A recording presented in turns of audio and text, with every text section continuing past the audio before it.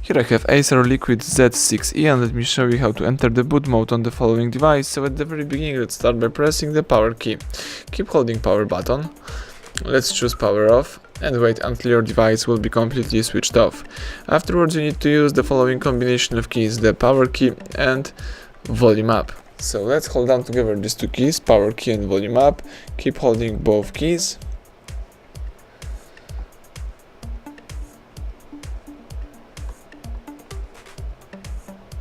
Release all keys as soon as boot mode pops up. Here you can navigate by using volume up, and as you can see here, you can confirm options by pressing volume down. You may here choose the recovery mode, Fastboot mode, normal mode or demo. If you would like to quit this mode, let's choose normal. So let's highlight normal, press volume down to confirm it. The device is quitting the boot mode.